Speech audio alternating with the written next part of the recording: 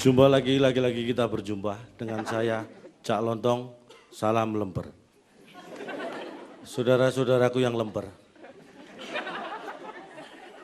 Saya ingatkan sebelumnya, saya di sini tidak ingin membuat Anda tertawa terbahak-bahak, terus-menerus, terpingkal-pingkal, tapi tidak ada kesan dan hilang begitu saja.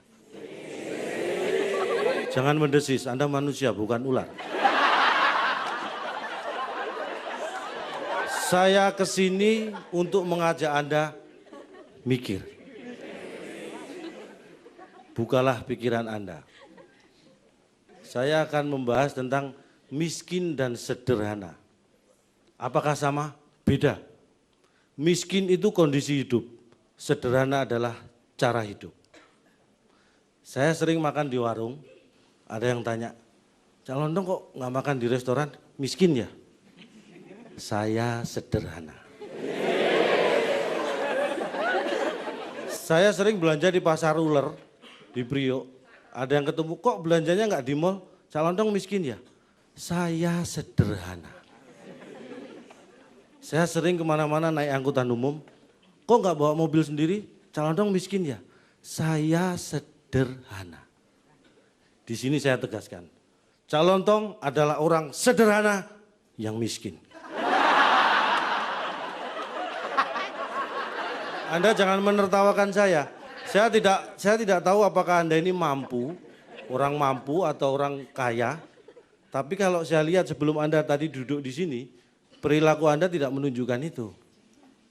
Anda tadi datang, mungkin di absen, ambil nasi box, dan Anda makan. Itu bukan perilaku orang yang mampu. Jadi Anda jangan menertawakan orang miskin.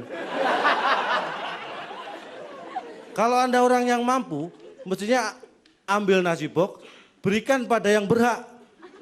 Saya. Biar saya bawa pulang.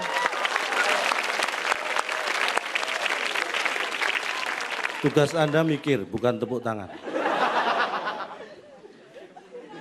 Apakah miskin bisa dirubah? Bisa. Miskin kondisi hidup bisa dirubah. Teman saya jadi stand up comedian karena pengen sukses, pengen terkenal. Tapi yang lebih penting adalah kesiapan Anda ketika Anda sudah menjadi terkenal dan sukses. Karena teman saya itu ternyata tidak siap. Dia pengen terkenal, begitu terkenal kemana-mana pakai kacamata hitam. Pakai topi supaya tidak dikenali orang. Kalau ada yang nanya pin BB-nya, jangan dikasih oi. Jangan sembarangan ngasih pin BB gua. Itulah orang yang punya tujuan tapi tidak siap ketika dia sudah sampai ke tujuannya. Kasihan deh lo. Apa yang harus kita lakukan pada kondisi ini? Hanya satu kuncinya, sederhana. Nunggu apa lagi? Sudah, satu kata, sederhana. Sederhana itu tidak berjalan sejajar dengan orang miskin, belum tentu. Sederhana belum tentu berjalan sejajar dengan orang kaya. Belum tentu berjalan sejajar dengan orang sukses. Tapi sederhana berjalan sejajar dengan orang yang bijaksana. Makanya jadilah orang yang sederhana supaya bijaksana. Orang sederhana itu tidak berlebihan. Tidak sok pamer. Atau zaman sekarang bilang tidak lebay. Jadi kalau seperti saya ini ya nggak perlu pamer. Saya nggak perlu pamer kalau di kantong saya ini ada 100.000 misalnya. Nggak perlu. Kantong satunya misalnya ada. Ini nggak perlu dipamerkan. Belum lagi yang di kantong atas. Ada. Ini lebay namanya. Lebay. Loh ada lagi. Lebay. Ini nggak harus dipamerkan. Itu lebay namanya.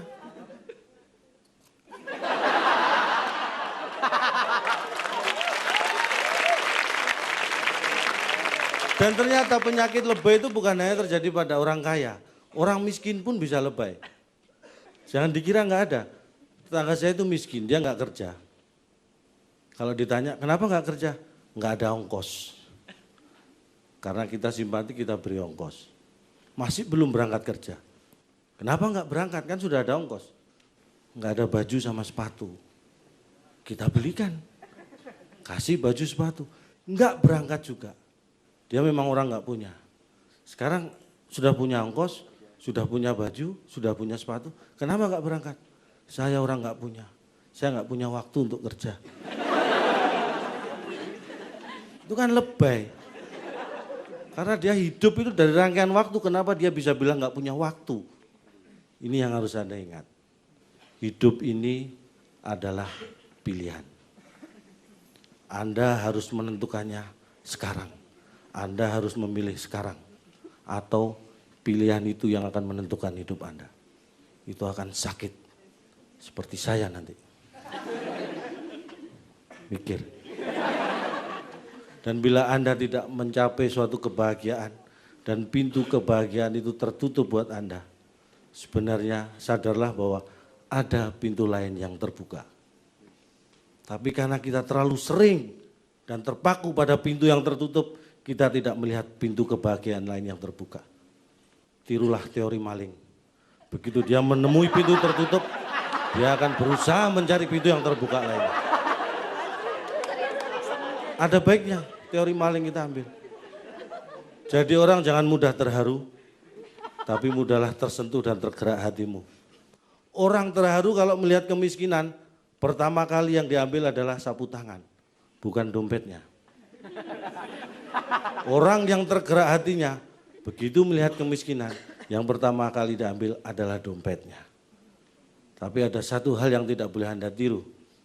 Ada orang yang begitu melihat keramaian, yang pertama diambil adalah dompet orang lain. Itu copet. Jangan mengulangi kesalahan saya. Saya serius. Dan kalau saya serius bukan berarti Anda tidak boleh tertawa. Silakan. Tapi hati-hati, kenali diri Anda supaya Anda bisa mengenali orang lain. Terima kasih, saya Cak Lontong, salam lemper.